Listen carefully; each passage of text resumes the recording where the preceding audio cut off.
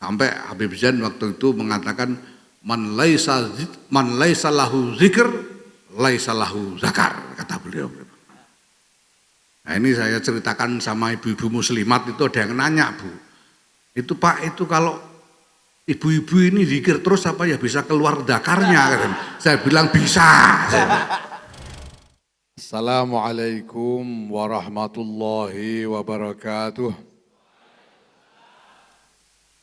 Alhamdulillah, summa alhamdulillah.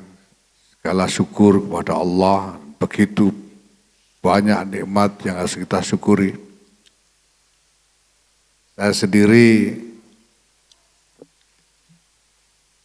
sejak tadi siang banyak mendengar cerita tentang Bupati Madiun ini, Pak Dawami,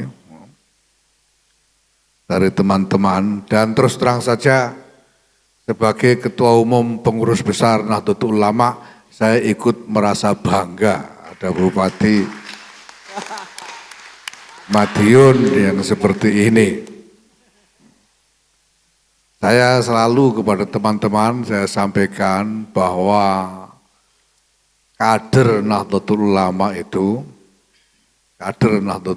itu harus mampu menjalankan tugas sesuai dengan kewajiban, tuntutan kewajibannya dimanapun kedudukan atau tempat yang dia duduki di tengah masyarakat. Pak Dawami ini jelas kader NU. Nggak usah nanya ini NU asli apa naturalisasi. Ya. Ini jelas sudah pernah ikut pelatihan kader, lulus di Klatsar sampai terus Bampim atau apa, pegang sertifikat, jadi ini sudah karuan. Tapi yang lebih penting lagi, Bapak Ibu sekalian, Pak Dawami ini sebagai Bupati Madiun adalah bupatinya seluruh rakyat Madiun. Bukan cuma bupatinya orang NU saja. Dan beliau menjalankan tugas dengan sekuat-kuatnya, seadil-adilnya untuk seluruh rakyat Madiun, bukan hanya untuk warga NU saja. Itu yang penting. Jadi nanti itu kita tidak usah ngoyo-ngoyo pokoknya mencari pejabat yang harus NU, itu tidak usah. Yang penting adil. Kalau ada orang NU yang mampu, ya masyarakat, rakyat akan melihat dan akan memperhatikan betul. Maka yang penting buat kader NU ini adalah menempa kemampuan, menempa kapasitas diri, menjaga kredibilitas supaya dilihat secara positif oleh masyarakat, oleh rakyat. Sehingga kalau rakyat harus memilih, ini yang dilihat juga adalah orang-orang yang mampu dari kalangan kader-kader NU itu ya. Nah, kalau ternyata tidak terpilih karena elektabilitasnya rendah, ya jangan nyalahkan NU gitu ya. Jadi ya dirinya sendiri kemampuannya seperti apa gitu. Itu yang penting. Nah kalau sudah jadi ya harus menduduki kedudukan sebagaimana mestinya. Jadi Bupati Madiun ya bupatinya rakyat seluruh Madiun. Seluruh rakyat Madiun, bukan cuma orang NU saja. Nah kalau ditanya lah sekarang ini istighosah kok yang ikut cuma NU tok ini, yang tidak ada yang lain. Ya mungkin karena yang percaya istighosah ini sementara ini baru NU gitu ya. Yang lain belum begitu percaya sama istighosah. Padahal istighosah ini penting sekali. Penting sekali. Bapak Ibu, ini adalah ulang tahun Kabupaten Madiun ke-455. Ini Masya Allah, ini zaman apa? Katanya zaman Demak, kata Pak Bupati tadi itu. Dimulai dari keturunan Sultan Trenggono, siapa namanya? Pangeran Timur, kemudian diteruskan oleh Retno Dumilah dan seterusnya. 455 tahun. Ini masa yang panjang sekali. Masya Allah. Kalau kita bayangkan dulu itu 455 tahun yang lalu Madiun ini kayak apa rupanya ini ya gitu. Kita sudah tidak bisa bayangkan. Dan ini bukan cuma satu-satunya sebagai peradaban yang tua yang tumbuh di Nusantara ini. 455 tahun itu kan tua sekali. Ya, saya tanya Wali Kota Pasuruan ini katanya Kota Pasuruan itu berdiri 200 tahun yang lalu katanya. Saya enggak tahu itu. Saya tanya asal usulnya gimana, enggak tahu saya pokoknya. Nah Kabupaten Pasuruan itu malah berdiri 1200 tahun yang lalu. Ini hebat ini. Pasuruan ini. Saya tanya ke sana kemari itu enggak tahu, ada riwayat katanya dulu itu ada orang di Surabaya sana maunya ngeliwet, airnya kebanyakan jadi bubur. Lah itu terus gimana caranya? Kemana-mana jualan ke timur terus sampai di suatu tempat ada pohon pisang di situ, terus diambil daunnya dijadikan suru untuk makan bubur. Jadi Pasuruan itu. Dulu gitulah. Madiun ini saya tidak tahu gimana asal usulnya dulu. 455 tahun lalu. Kata Gus Ipul, Madiun kalau terus ke sana ke barat terus itu sampai ke Madinah. Kalau ke barat terus lama-lama sampai Madinah. Iya saya bilang kalau dari Madinah terus belok ke utara itu lama-lama sampai ke Madian. Itu kampungnya Nabi Su'eb dulu. Bapak Ibu sekalian, ya yang saya kira penting dihayati adalah bahwa kita semua ini mewarisi peradaban yang begitu tua. Peradaban yang begitu tua yang tumbuh tidak pernah putus sampai menjadi rejaning dunia seperti yang kita alami sekarang. Ya, 455 tahun. Dimulai dari apa Madiun ini? Nah, sekarang menjadi kehidupan masyarakat yang makmur seperti yang kita alami sekarang. Ini adalah warisan yang luar biasa berharga. Dan ini seperti saya katakan tadi bukan hanya Madiun saja. Banyak daerah lain saya pernah diundang juga misalnya hari jadi Kabupaten Pekalongan. Itu juga sekitar 400 tahun lebih yang lalu. Ada daerah-daerah yang lain yang sampai lebih dari 1000 tahun seperti Kabupaten Pasuruan. Ini warisan peradaban yang luar biasa, tidak ternilai harganya. Dan sudah tumbuh menjadi kehidupan yang baik sekarang ini. Ini kalau ini sampean kalau lihat kehidupan sekarang ini baik apa baik? Ya baik, nyatanya kita semua ini Masya Allah bisa beribadah dengan nikmat, dengan bebas. Ya walaupun masih ada saudara-saudara kita yang mungkin kekurangan, tapi insya Allah kita semua ada dalam posisi mampu membantu menolong mereka yang perlu ditolong. Ini sudah merupakan kehidupan yang baik. Kalau bahasa Arabnya baik itu ya soleh. Sudah bada solahuhu. Madiun itu sudah kelihatan baiknya sekarang. Ya, Indonesia bagaimana? Indonesia juga sudah bada solahuha, sudah. Ya Indonesia sekarang ini kalau kita lihat keadaan sekarang, ini sudah kelihatan baik. Dan saya kira ya ukurannya misalnya yang paling jelas Baru-baru ini dinyatakan sebagai hasil survei, itu tingkat kepuasan rakyat kepada Presiden Jokowi itu mencapai lebih dari 80%. Itu kalau Indonesia tidak kelihatan baik, masa ya orang yang puas kepada Presiden sampai di atas 80% itu tidak terjadi di mana-mana. Dan belum pernah terjadi dimanapun juga itu. Ya. Tingkat istilahnya itu approval rating yang sampai di atas 80%. Ini berarti sudah bada solahuha. Ya. Nah yang penting sekarang, yang perlu kita jaga betul, ya, ini dawuhnya Allah Subhanahu wa Ta'ala. Yaitu apa? La tufsidu fil ardi ba'da islahiha.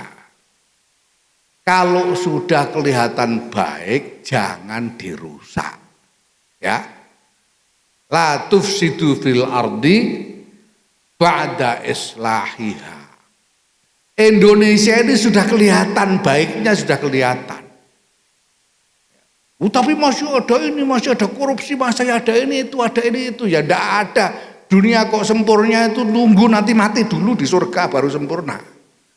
Kalau masih hidup, ya jangan berharap kesempurnaan. Tapi sudah kelihatan baiknya kan gitu toh. Jadi sudah islah ini Indonesia. Jangan dirusak. La tufsidu fil ardi ba'da islahiha. Kalau bahasanya NU itu kita harus merawat jagat. Merawat jagat itu artinya merawat ba'da islahiha. Apa yang sudah kelihatan baiknya ini jangan dirusak. Madiun yang sudah kelihatan baiknya ini jangan dirusak. Itu ya. Ini Bupati ini berhenti kapan Pak? September, kurang 2 bulan ya. Kurang 2 bulan. Ya, jangan sampai yang neruskan nanti itu ngerusak yang sudah baik ini. Yang paling aman ya suruh neruskan lagi aja gitu. Paling aman gitu. Yang penting itu tidak ada ifsad ba'dal islah. Ya. Jangan sampai ada yang ngerusak sesudah diperbaiki keadaan ini. Itu yang penting nomor 1. Ya. Ini saya singkat-singkat aja ini. Soalnya pulangnya jauh di Surabaya. Ya, yang kedua ini juga sangat penting. Bahkan mungkin paling penting. Jangan takut bercita-cita. Jangan takut bercita-cita. Ya. Karena Madiun bisa bada solahuha begini ini, badat solahuha. Ini karena dulu leluhur-leluhur kita dulu bercita-cita. Indonesia bisa jadi kelihatan baiknya begini. Ini karena dulu para perintis peradaban Nusantara ini berani bercita-cita. Nahdlatul Ulama ini karena ada orang NU dan saya ketua umum, saya harus ngomong NU juga ini. Nahdlatul Ulama bisa begini besar hari ini karena dulu para pendiri Nahdlatul Ulama, Syekhona Khalil Muhammad Khalil bin Abdul Latif Bangkalan, Hadratus Syekh Kiai Muhammad Hasyim Asy'ari, Kiai Abdul Wahab Hasbullah, Kiai Bisri Sansuri, Kiai Ridwan Abdullah dan lain-lain, Kiai Mas Alwi. Mereka semua berani bercita-cita tentang satu peradaban masa depan yang lebih baik. Padahal kita tahu beliau-beliau waktu itu tahun 1926 itu adalah orang-orang jajahan Belanda kelas 3. Jajahan Belanda itu pribumi itu kelas 3. dianggap paling hina di tengah masyarakat itu. Di atasnya itu Asia Timur asing, orang keturunan Tionghoa dan Arab yang ada waktu itu kelas 2. Yang paling tinggi itu kelas tertinggi itu orang Eropa kulit putih waktu itu. Ini orang-orang jajahan yang martabatnya di mata penjajah sama dengan martabat budak, bahkan disamakan dengan anjing. Karena di kantor-kantor gubernur waktu itu ditulis inlander dan anjing dilarang masuk. Tapi mereka berani bercita-cita. Lah kalau sampean yang sudah gemar Pahlaw Jinawi seger buker begini, kok tidak berani bercita-cita, ya ini harus dilakukan. Ini betul-betul manusia-manusia bermartabat apa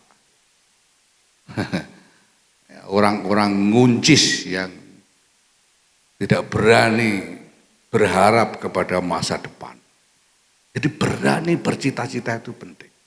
Apapun keadaan kita. Kita harus berani bercita-cita dan kemudian berani memulai bekerja. Dari manapun titik tolaknya.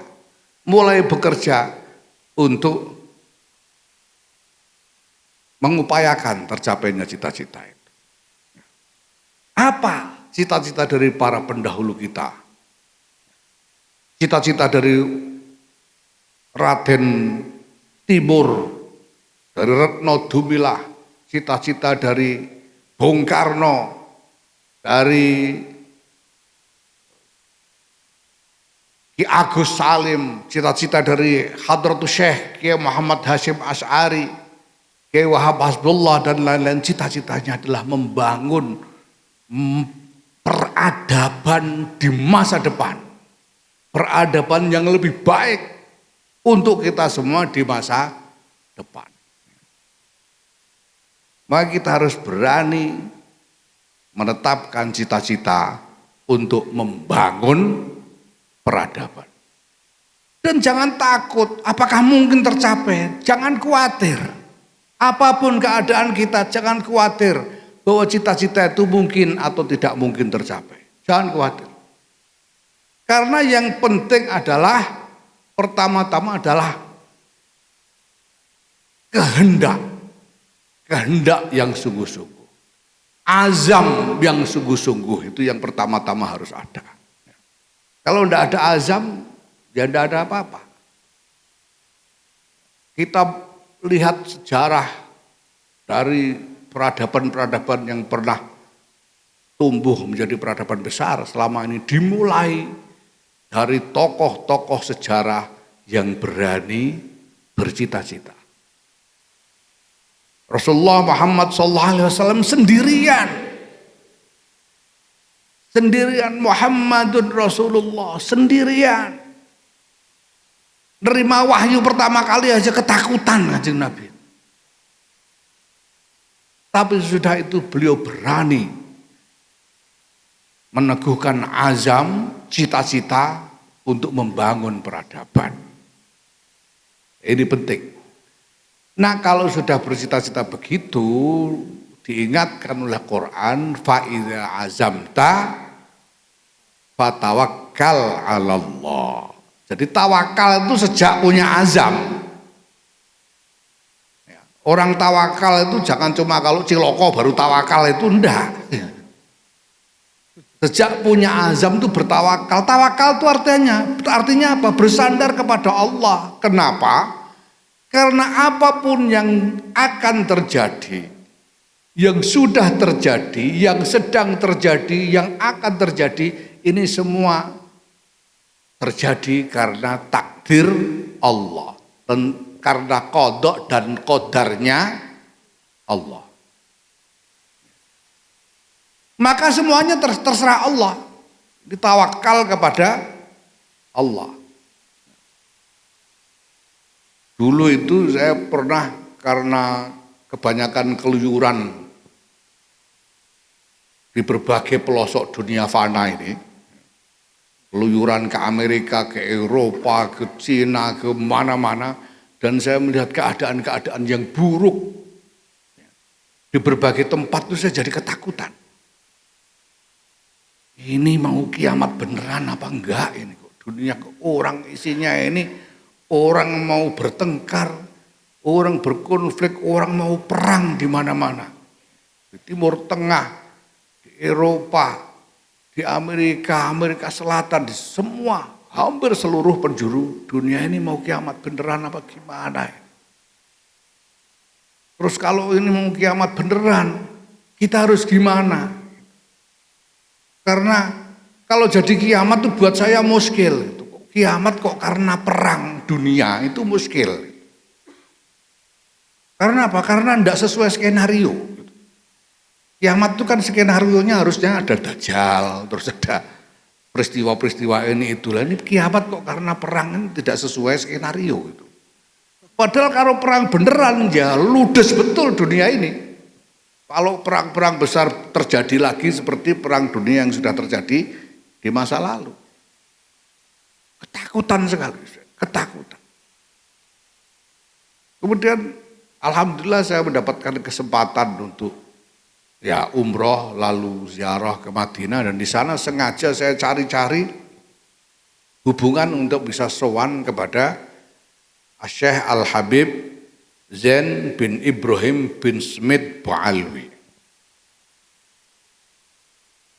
Syekh Al-Habib Zain bin Ibrahim bin Smith atau Sumet Ba'alwi.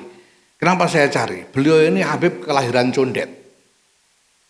Kemudian pada Condet Jakarta, kelahiran Condet Jakarta. Kemudian pada masa remaja beliau belajar ke Tarim, ke Hadramaut, sampai menjadi alama dan selanjutnya ditugaskan untuk mengajar di Madinah Al-Mukarramah.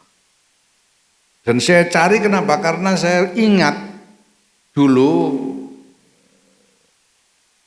Syekh Muhammad bin Alawi Al-Maliki Al-Hasani, beliau memuji-muji Habib Zain Ba'alwi ini sebagai seorang mufti Syafi'i yang sangat alim, sehingga dijuluki Syafi'i kecil. Karena sudah seperti Imam Syafi'i sebagai mufti Syafi'i. Dan saya tahu Habib Zain Ba'alwi ini seorang syekh yang paling dimuliakan di antara ya ulama-ulama yang lain, termasuk di antara habib-habib yang lain. Maka saya cari betul. Karena saya tahu beliau di Madinah, akhirnya saya mendapat hubungan dari seorang teman Madura, ya, Reng Madura yang nolong saya, Kak Mustafa namanya waktu itu. Saya bisa sowan beliau. Saya itu sebetulnya sudah kepingin matur, sampai saya sudah insya, ini bahasa Arabnya apa ini kalau mau matur begini. Saya itu cuma mau nanya,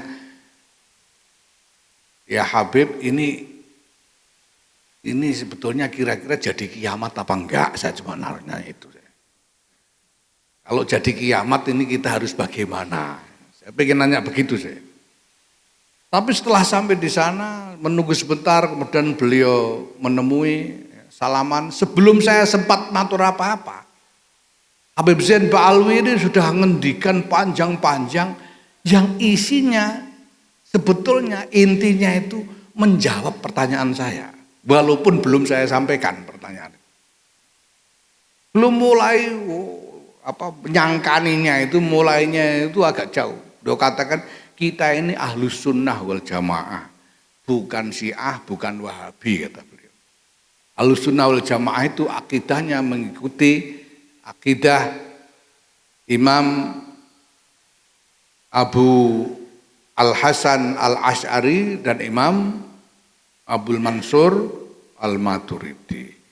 Lah menurut mazhab ini segala sesuatu yang terjadi itu terjadi karena takdir Allah. Kullu syai' yajri 'ala takdir, kata beliau. Kemudian beliau tambahi hatta sa'ah tajri 'ala takdir. Termasuk kiamat itu juga takdir, kata beliau. Nah, di situ tuh jawab pertanyaan saya. Lalu beliau katakan, persoalannya kita ini tidak ngerti takdirnya seperti apa sampai takdir itu terjadi. La na'rifu takdir illa ba'dal waqa. Kalau sudah terjadi baru kita tahu, oh takdirnya begini. Karena itulah kita wajib ikhtiar. Kalau kebetulan ikhtiar kita ini cocok dengan kehendaknya Allah, ya bejo. Namanya beruntung kita. Man wafaqa ikhtiaruhu bi ikhtiarillah fa huwa sa'id. Ya beruntung itu saja. Wong dilalahnya ikhtiar kita sama dengan hasilnya sama dengan kehendak Allah. Nah kalau enggak wa malam yuafiq ya fa'alahi ridha. Kalau sampai tidak hasil kehendak Allah tidak sama dengan yang kita ikhtiarkan hasilnya, ya kita wajib ridho. Wong yang punya takdir Gusti Allah ridho begitu saja. Nah, sudah ridho. Nah, tapi karena kita tidak tahu takdirnya bagaimana, ya ayo ikhtiar saja. Mari kita bikin azam dan berikhtiar. Nah karena takdir ini di tangan Allah semata-mata, maka ikhtiar itu tidak boleh lepas dari zikir. Ikhtiar itu tidak boleh lepas dari zikir. Maka sudah betul ini kalau ulang tahun Kabupaten Madiun ini dilaksanakan dengan istighosah yang artinya zikir. Karena zikir itu tidak boleh lepas kalau kita ikhtiar. Sampai Habib Zain waktu itu mengatakan man laisa lahu zikir laisa lahu zakar, kata beliau. Orang yang tidak punya zikir sama dengan tidak punya zakar. Nah ini saya ceritakan sama ibu-ibu muslimat, itu ada yang nanya, Bu, itu Pak, itu kalau ibu-ibu ini zikir terus apa ya bisa keluar zakarnya? Saya bilang bisa. Karena yang dimaksud di sini adalah keberanian. Keberanian untuk berazam. Zakar itu adalah ala makna saja'ah. Keberanian. Keberanian untuk menetapkan azam, keberanian untuk berikhtiar. Yang dimaksud zikir di sini ini ya bukan kok eling lan waspada kayak yang disampaikan Ronggo Warsito itu, tapi dimaksud ya wirid. Zikir itu ya wirid. Az-zikr huna huwa al-wird. Maka man laisa lahu wird fahuwa qird. Orang yang tidak punya wirid itu kayak monyet.